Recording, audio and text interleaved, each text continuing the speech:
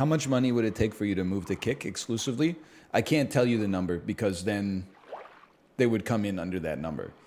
There's a whole feeling out period that you have to do. They have to, first they have to come to me with a number. I'm never going to say this is my number. That's bad negotiating. It's like when we were talking with the movers. They said, were you happy with your experience? I said, no. Here's an invoice for the $20,000 worth of damage you did. They said, oh, no, we're so sorry. We'll do anything to make it right. Here's $225. I said, we don't consider that a fair offer. If you're not going to give us a fair offer, stop wasting our time. They replied, what would you consider to be a fair offer? I said, at a minimum, you have to replace the door that you damaged, and you have to pay for the handyman to fix the holes in the wall, and you have to pay for 4% of a complete hardwood replacement, which is, you did damage to roughly 4% of the floor. So I said, approximately $2,000 would be what we would consider a fair offer. They said, unfortunately, our maximum offer is $1,750. We've submitted a revised compensation for you of $475. I said, if your company isn't going to take us seriously, stop wasting our time. They replied, please let us know what we could do to make you happy with your experience. I replied, lose this email address. I think I also said it's worth more than $475 for us to leave our honest experience with your company on every review site. And then I don't expect to get a fair amount of compensation, but I expect to maybe cost them some business by leaving a 1-star review on Google reviews that says this company is a fraud. That's it. They decided it wasn't worth paying us a fair amount for the damage that they did. So as a result, no, don't review bomb them. This is against the terms of service, okay?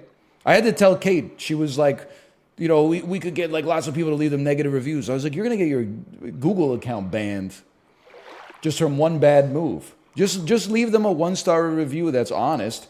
People will compare movers, and then they'll be like, whoa, should we do this mover? I mean, like they have a 1-star that says they broke half the stuff in our house, and then basically told us to F off in every email.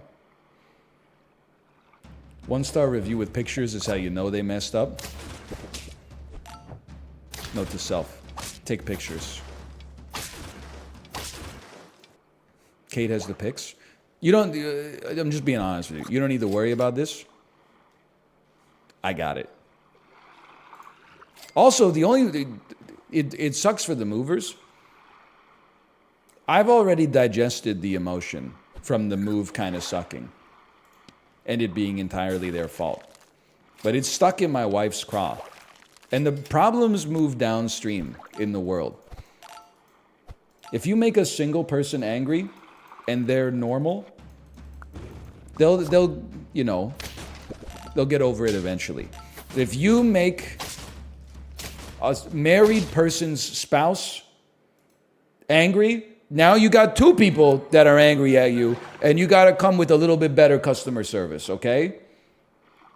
If you make the matriarch of a huge family angry, now you got 17 people who are coming at you wondering how you're going to make this right. So I'm just saying this is the way that problems flow in society, okay?